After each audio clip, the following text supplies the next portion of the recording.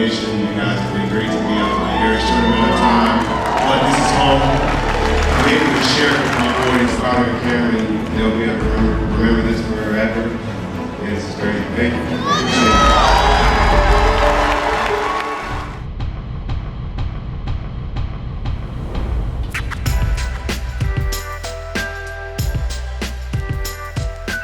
Welcome everybody into another episode of Inside Open Gym. On today's show, we're recapping the latest episode featuring Kyle Lowry's jersey retirement at Villanova. And we've got a great conversation with head coach of Villanova, Jay Wright, and our own Matt Devlin. We'll get to that soon, but first, let's get to our esteemed panel. I'm joined by Sherman Hamilton, the voice of the Toronto Raptors, been covering the team for around 18 years now, and he's also my competitive nemesis. Sherman, welcome. Thank you very much, Matt. I'm catching up with the beard. I'm trying. I know. You got a little ways to go, but I'm impressed. I do. Also joined by Michael Grange, who have been covering the Toronto Raptors for 24 seasons and is the voice and writes for Sportsnet and TV and radio. Michael Grange, welcome. Thank you. Thanks. Great to be an open gym as always. Also, excellent beard, sir. Thank you. It's standard. I'm going to shave it just so I can be different now. Yeah, and last but not least, the man hiding his hair growth is Jeff Landicho, the OG, the originator and producer of the show, Open Gym. Welcome. What's going on, everyone? Okay, gents, real quickly to start it off, just, Jeff, why don't you talk to us about this episode, capturing it with Kyle and his family, and tell the fans kind of how maybe this was different of a moment compared to other accomplishments that you've covered for the show in the past. This episode actually was set to air the week of when everything kind of changed. So it's been sitting in the can for a while, and we were just looking for the right time to put it out. But obviously a special moment for Kyle, and these moments for us, it's special to be a part of and just experience everything going on with it with Kyle. And it's been like this for 8 seasons now, where we've been at some memorable moments for him. And the shoot was pretty crazy. Like we were set to leave on the plane at 4 p.m. and we were delayed. The game was at 6:30. His ceremony was at halftime, and we didn't take off till about 5. Get to Philly, traffic get to his house. We end up getting to the arena 2 minutes before halftime, and it was actually perfect timing. It's the second time I've been to Villanova, and it's the pavilion's a real cool venue. But yeah, it was such a special moment for Kyle and for us and his family and obviously everyone involved. And to Sherman, Michael, when you think about all that Lowry's done for his alma mater, the donations, teaching young Villanova athletes and having Coach Jay Wright there, all the time he spends training in the summers, just kind of how unique do you think a moment like this, a jersey retirement, is for a guy like Kyle?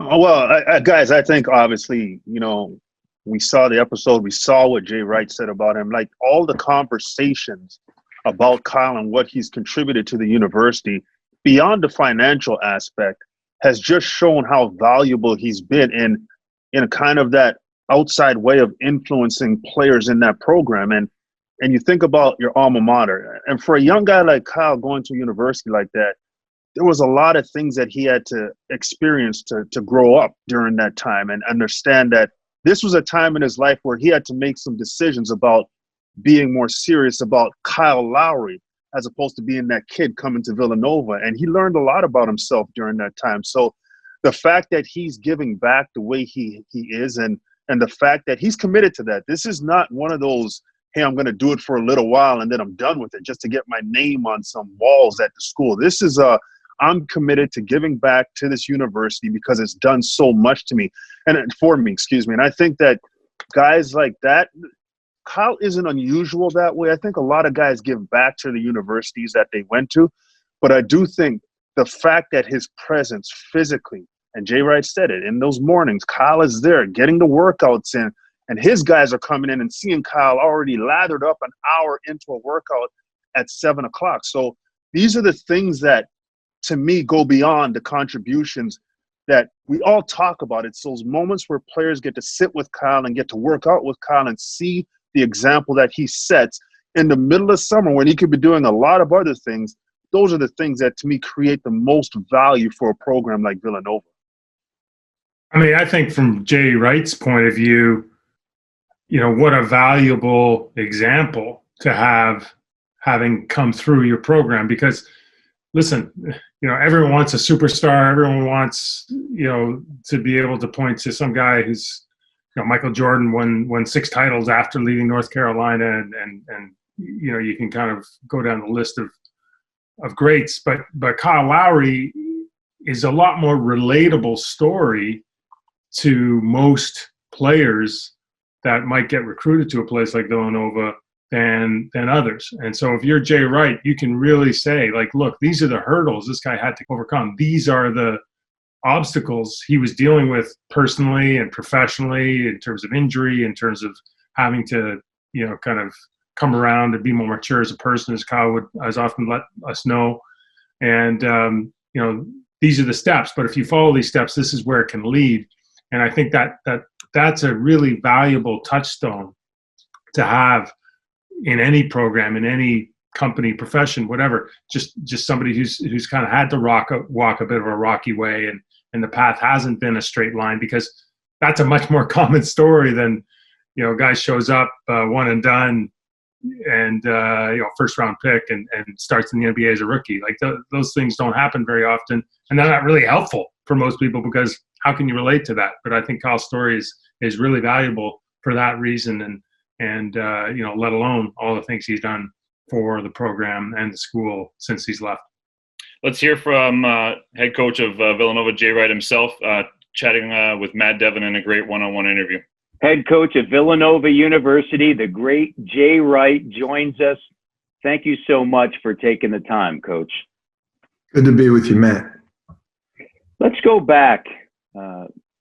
You know, your early years at Villanova, you're in high school gyms, and you see Kyle Lowry play. What was it initially that drew you to Kyle?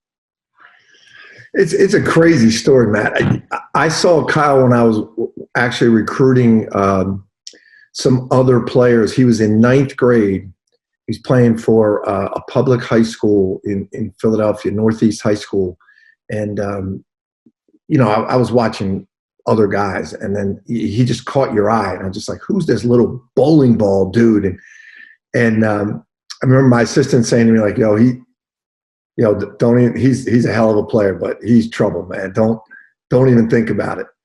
And then 2 years later, we're recruiting a kid from a Catholic high school in Philadelphia, one of Kyle's teammates, and Sean White, his name was. That was a great high school team. And when I went to see Sean White after the game, I went onto the court, and this little guy comes up to me in an Adidas sweatsuit. I remember, not the team warm-up suit, and he says, "Hey, Jay Wright, where's my scholarship?"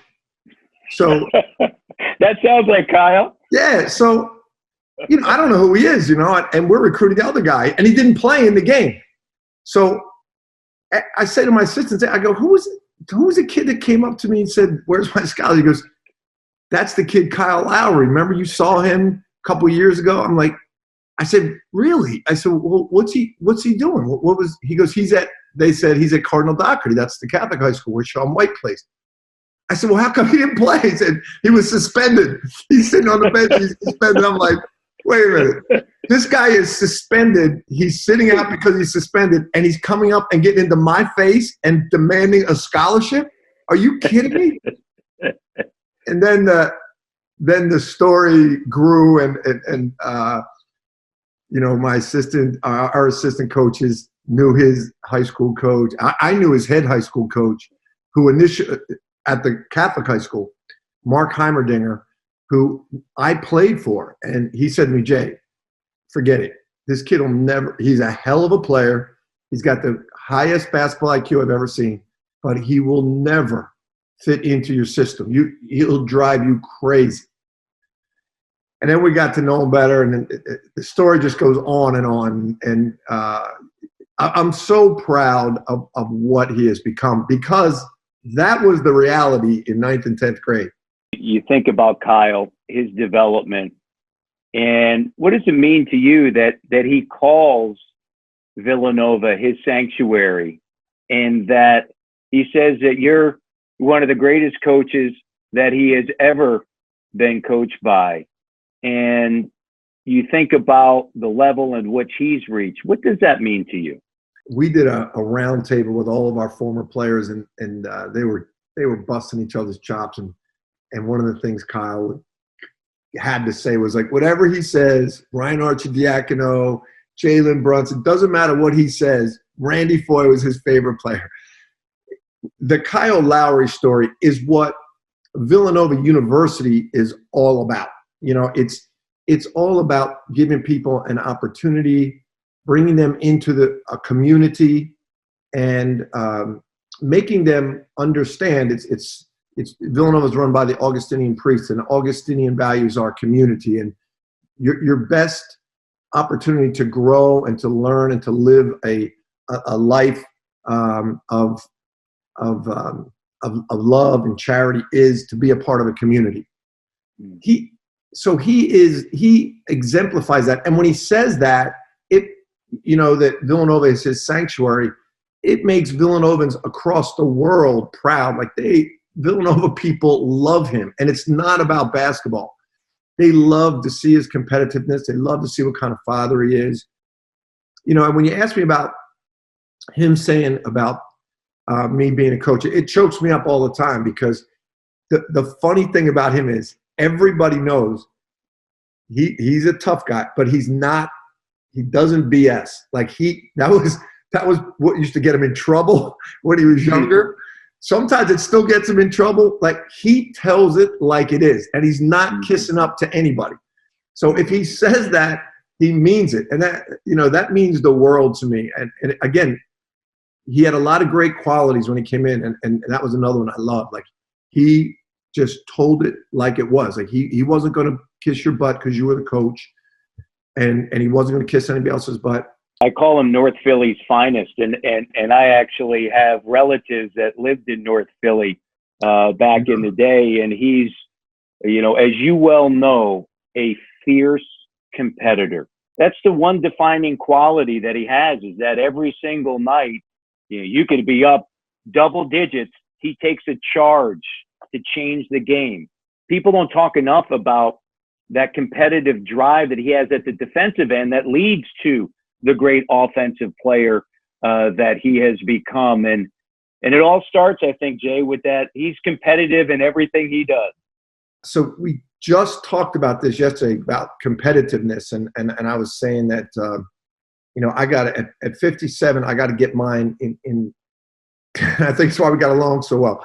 I can hide it a little bit better than him, but I got to get mine in check a little bit better. And he said, I can't get mine in check yet. And I said, you don't need to yet. But I think it truly is his greatest attribute. And he has a lot of great attributes. But, we're all watching this Last Dance. And as I watch it, it just brings he's a combination of Rodman and Jordan. Where he's got his unique style. He demands that people come with him. I don't think he cares as much, maybe publicly, what he looks like as Jordan, although he's getting really good at that. But his competitiveness is such a gift, and it is in everything he does. Like, I joke about, he jokes about Randy Foye being my favorite player. Yeah. But I know in the back of his mind, it's like, I want to be the best. Like, I want to be the best. I want to be the best Villanova player of all time. And he's become very, very smooth and articulate, and he hides it better now. But truly, and I coached the USA team, and we've been with Kevin Durant and these guys. And as a matter of fact, Kyle was on that last Olympic team, and that's why if you ask Mike Krzyzewski, Jim Boeheim, Jerry Colangelo, if you ask them who on that team gave up the most, sacrificed the most, and spent the most time keeping the team together and keeping everybody focused on competing and winning, they'll tell you it was Kyle. They'll tell you he was one of the most valuable guys on that team.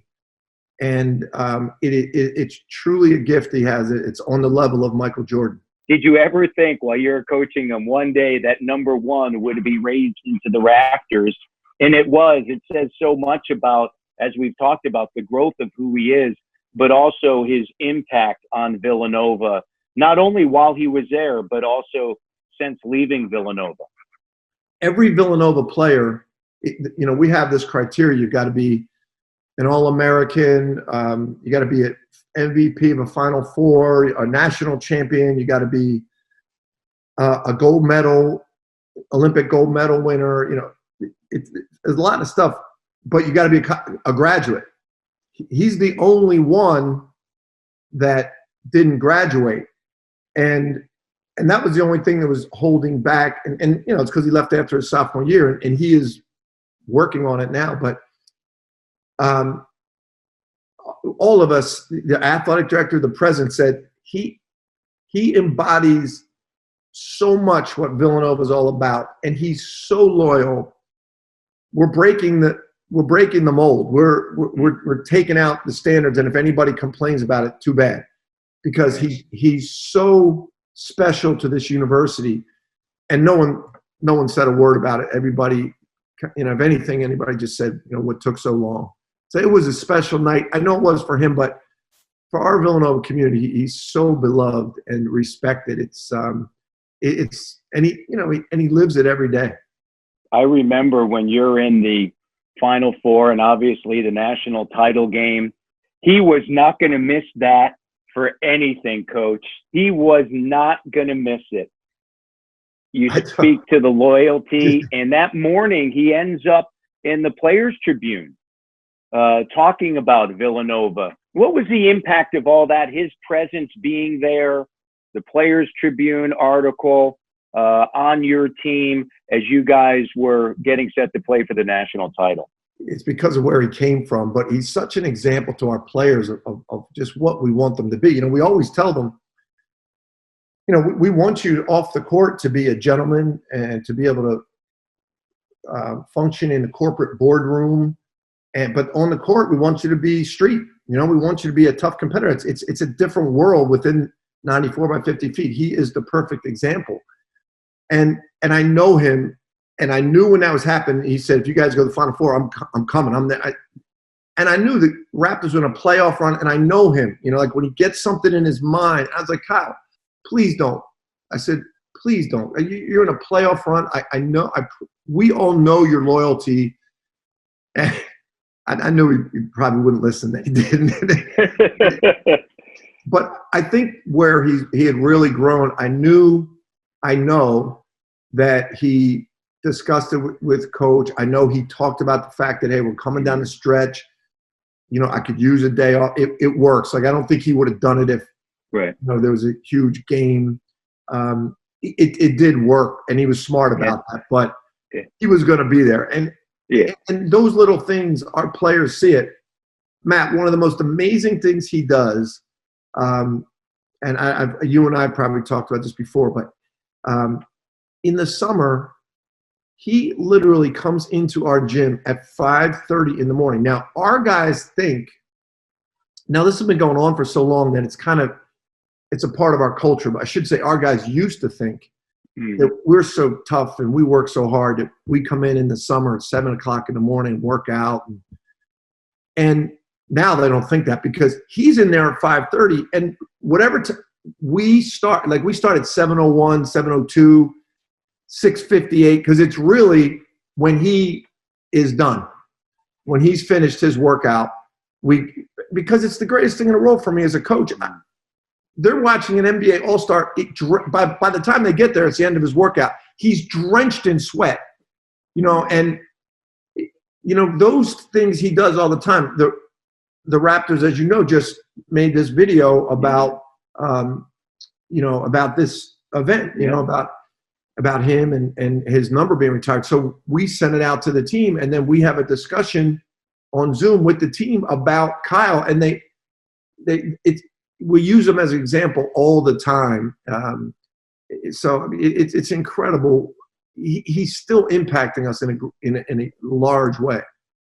Kyle Lowry gave a significant 7-figure donation to the university, and it always speaks volumes when I read stories or talk to players about their time at a university, what that university means. And then for Carmelo, for Steve Smith, and for Kyle Lowry specifically, to do that, it just says to me, right, so much. And it has to, for you and your program and for your players and everything that we've talked about, that's something that is impactful, certainly to a university, as we know, but it also speaks volumes about your institution, your team, the culture you've built, you personally, and then also the player that you helped produce out of Villanova University and Kyle Lowry. You could look at businessmen that make a lot of money. Well, they had a foundation. These guys have so many bills when they first get started. They're coming in from zero. So when they give a 7-figure, and Kyle's given even more than that, it's monumental. I know people look at it like, and even sometimes Villanova people will, it's like, oh, of course he's making all that money. Well, even before he did that, before he got his big contract, and it speaks so much to the person's generosity, to the person's Kyle's humility, and how much the school means to you, because that's a lot of money, and their careers are going to be short-lived. They're not, again, if you're a businessman, you're going to keep making that money until you're 70, 80. It's going to stop for these guys.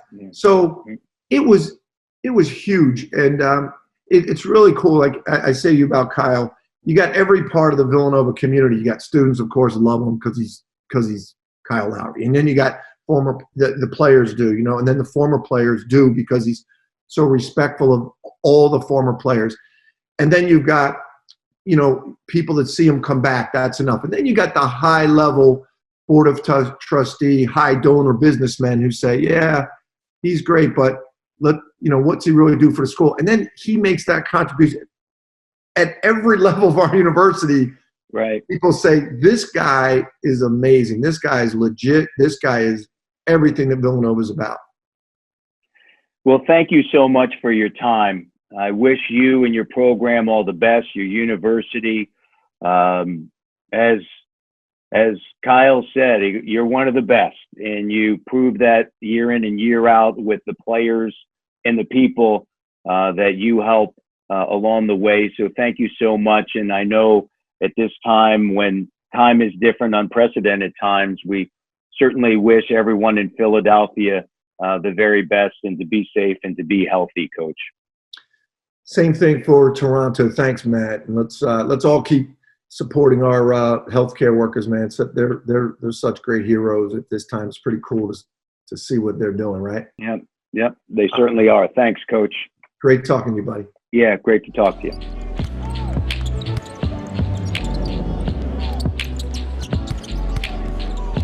In the summer, he was around all the time since I've been in college. Coach Wright, praises him a lot and talks about the time he was here and just how tough he was. So kind of, try to bring that energy towards us. And but no, he's definitely been around since I was there. Based on that clip, you see Bridges praising Lowry's toughness and how Jay Wright uses Kyle as an example. How's Lowry's approach to the game as a good example for young athletes, in your opinion? Well, I think from a physical perspective, when you look at Kyle, he's not this uber athlete. He's quick. He's got that change of pace. And when he was younger, he was much quicker. But when you talk about Kyle in terms of athleticism, you're not talking about a guy that blows you away athletically. But what you're talking about when you see Kyle and you watch him play and you watch how he goes after it on the court is there's this ingrained Philadelphia toughness about kids from Philly and the idea of no matter what it takes, you get it done. to me, that's the relatable part about Kyle, and that's what players can gravitate towards. I mean, the way that he plays, the fearlessness, sometimes looking like the reckless abandon for his body, the desire to throw his physical size around and hit people and sacrifice his body all the time. That's something that is all attainable for the regular person. So I think, you know, when you hear guys talking about Kyle, especially young players, they're not talking about a guy who they can't connect to because of a physical ability that they just can't achieve. They're talking about a guy who they understand now that everything he does is based on grinding. It's about being physical. It's about trying your hardest. It's about maximum effort. It's about bringing the energy every time you hit the floor. And that, to me, is accessible to anybody who can do that. And then your talent starts to kick in. So when you hear Jay Wright talk about him, you hear Mikal Bridges, and you hear, you know, guys from Villanova talk about Kyle, it's always about the energy and the effort and the determination and the toughness and the relentlessness he plays with. And those attributes, to me, are things that all of us can attain to, much less guys who are trying to achieve at the highest level. Now, it's been said that Kyle has been known to challenge his coaches from time to time. Jay Wright's come out and said that Kyle's play calling sometimes is better than his. Michael, what do you think that impact is for both Kyle and a coach like Jay? I mean, he's clearly one of the smartest players in the NBA, but it's kind of like that frustrated kid in a classroom who acts out at times because, you know, he feels like he knows better, and that might not. There might be a different path that could work for him, but it might not work for the rest of the group. And I think finding a way to get his point across in a way that was productive, that didn't set him at loggerheads with his coaches, that's been a huge forward step for him as a person. And you know, listen, man, I imagine Kyle Lowry as a young guy with a lot of pressure on him, trying to make his name both at Villanova and ultimately in the NBA. He was probably a handful. I think Jay Wright has probably said as much. But when you look at, and again, this is the beautiful thing about the Kyle Lowry story, so to speak, is when you look at where he is, and even especially maybe this year, when he's more than any other year, he's had a team that's completely reflecting of him, and he's in a position to really lead and you know, have a group that follows him and is built around him. You see the results, and I think him finding that way to be the player he wants to be without necessarily upsetting the apple cart. As you know, that's why he's got a chance to end up in the Hall of Fame. I mean, it's been a long road, but it's been great to see. Jeff, weirdly full circle based on this last episode in season 7, and season 1, episode 1 was also about Kyle when you first started this show. Can you talk about your journey that you've been on with Kyle Lowry and Open Gym? He's always been good to us, and he's always been open and has bought into what the show can mean for an athlete and for their brands. He understands how special it's been, and as the years have gone on, he's seeing his family documented, and it's own personal family photo album, video essay that he can have throughout the years that's available for him to relive moments anytime he wants. And he's got a whole career with the Raptors that's been documented, and obviously now everyone's watching Last Dance and how compelling and cool it is to see that type of footage and have those stories shared. Kyle's had this Last Dance film crew documenting his whole career with the Raptors since day one, so it's been an unbelievable ride, and he's always been whenever moments like this or the jersey retirement comes up, you find out and you ask him how he feels about us covering it, and he's always willing to do it. And he's always been great to us, and he's always been great to me, and it's been a cool ride being able to see his journey and us being able to document the whole thing. Yeah, this week, you know, we're talking about throwbacks and old footage and old seasons, and this week we're kind of taking it way, way, way back on the Raptors feeds to the very beginning in '95 and celebrating kind of those first 5 years of the franchise. I mean, the point guard back then at the start was, Damon Stoudamire, Mighty Mouse. Here's actually a great clip from Open Gym Season 4, I believe, of Damon. Let's listen in. Damon Stoudamire! Stoudamire drives right through the Suns defense and gets the lay-in.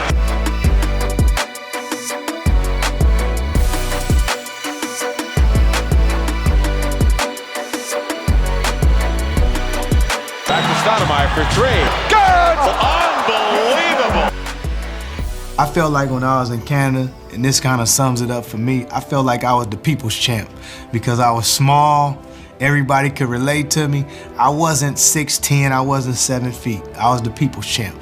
Everybody could look me in the eye. Even yesterday when I got here, I seen some people, man, you shorter than what I thought. So I always feel like I'm the people's champ, and I gave that inspiration to a whole lot of people, and I think that's why this city gravitated towards me. Michael, I'll go to you. Damon Stoudamire with the Toronto Raptors. Like, what do you remember in that time with Damon as a Toronto Raptor? He was brilliant, and he really was an exceptional player. But I think what was so important about him was a little bit of that Kyle Lowry feel where, no one ever left the gym having paid good money, watch Damon Stoudamire play and feel like he didn't have it that night or didn't want it that night. I mean, he just was vibrating with tenacity and determination and will, and and it was that's really what you want. And I think he had no choice as an undersized player. I mean, there's no coasting around. And but I think that's why he was so quick to be embraced by Toronto. And when you look back at the circumstances of him leaving, it really was, the franchise was kind of at an all-time low and chaos all around, and he was like looking for a life jacket basically. And I think it's great that, I think it's really cool that Kyle and Damon have a connection from their years in Memphis together.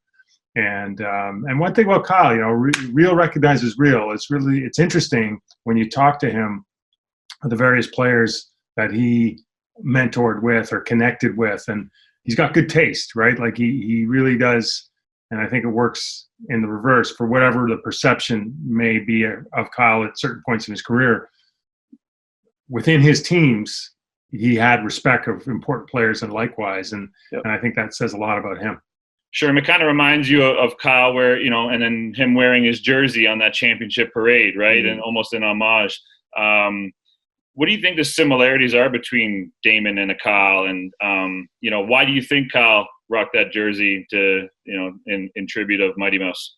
The style of basketball is different, but the understanding of the competitive nature of both of those guys, to me, are almost something that you can see that why Kyle or why Damon would be attracted to the other person, and understand that there's qualities about this guy that I really, really like and I can connect to. So we're going to stay close and we're going to understand some things about each other. But I will say this, Damon's time in Toronto, he was phenomenal. Remember, he got booed when he got drafted. Everybody wanted it. I was one of those kids in the stands that booed. There you go. He was booed when he was drafted. And one thing we know about Toronto fans are that if you are willing to put on your hard hat and grind and work at it, we're going to support you. That's just the way we're wired. And that's what we saw in Damon Stoudamire. And he won the hearts over of every Raptor fan. Well, fast forward 20 years. Kyle is that guy. Kyle is the guy that puts the hard hat on and he sacrifices and leaves everything on the floor. And that is what Raptor fans appreciate. And to me, when you think about the two guys, there's a lot of similarities, and the fact that, they're both connected is not a surprise. And Kyle did a great job by wearing his jersey. And again, we talk about Kyle's awareness on the court. He's a very smart individual off the court. He understands the big picture, and he connected those dots in a beautiful way. And something that I've thought about a lot, Jeff, is you ever wonder what it would have been like if, the social media, the internet, and even if you just at the time had the capabilities and you were working with the organization to start Open Gym when the Raptors franchise started way back in '95. And also Is there a player in that, first 5 years in that first little mini era that you think to yourself now as a kind of a storyteller that would just be perfect and you would love to kind of follow along behind the scenes? When you look at some of those guys, some intriguing stories, the Christies would have been cool on Open Gym. Obviously Damon, documenting maybe T-Mac's rookie year. It was it triggered so much of like his decision 3 years later on leaving, and just his experience that year. It would have been fascinating to see behind the scenes that season for his rookie year. But a guy like all those teams I vividly remember. Sweet Pea, Lloyd Daniels, hearing street ball stories with him. But one of the iconic moments for us is the Rudy Gay trade. So if we were able to document that time when Damon got traded and everything, all the drama surrounding leading up to the trade and the guys coming back, Kenny Anderson not willing to come to the team, Chauncey Billups coming to the Raptors, and Alvin part of that mix. It's a fascinating trade, and I don't know how many players. There must have been like 20 players involved, and Jarrell Walker gets fired, Isaiah leaves. That whole time was crazy, and it would have been a real interest. It would be some real Last Dance-esque type footage if we had cameras back in the day. Gents, just before we wrap it up, any final words, thoughts, any tips to people, stay-at-home tips? I know, Michael, I saw you shooting Kawhi-esque jump shots in the backyard. What have you guys been up to? Just doing a lot of cooking, a lot of cleaning after cooking. But I'm feeling very lucky and grateful. Everything's healthy and happy in my house. And every time I pick up some groceries, you know what, man? Thank you to those people who are going to work and keeping that system humming and all the other people, medical people aside. But there's a lot of people who maybe, we didn't fully appreciate before all this went down. And I always want to say thank you to them. Yeah, I echo those sentiments, and I have not cooked this much ever in my life. Some of it's good, some of it's bad, but I'm being fed. But, it's just about, hey, we just got to understand the moment we're in and understand the time we're in and do what we need to do to take care of each other. And to Mike's words, hey, look, those people that are out there still working, providing, making sure we're healthy and giving us the ability to have some sense of normality it just can't be appreciated more. I mean, the stuff that they're doing has been phenomenal, and I'm really grateful for people that are willing to sacrifice to make sure that people like me can have food to eat, and doctors are out there doing their thing. So let's just stick together through this. And Jeff, signing off, any what's to come? Any little teasers for our fan base to what to expect as we stay home and we're starved for good content? Well, just to go back real quick, shout out to my eldest son, Caleb, who's 18, who works at a grocery store, and he's logging a lot of hours and going in midnight shifts to stock up. So shout out to my son, Caleb. And then I got another one on the way any day now. Could be coming out. So we got the baby on the way, got boys and my stepdaughter that we got to keep busy throughout the day. And then back here working on Pascal Siakam's origin episode that releases next Monday, and we look back on his time with the Raptors and Open Gym, and we also have a lot of unseen, unreleased footage in this almost hour-long edition. So stay tuned for that. It's going to be some cool stuff with P Skills.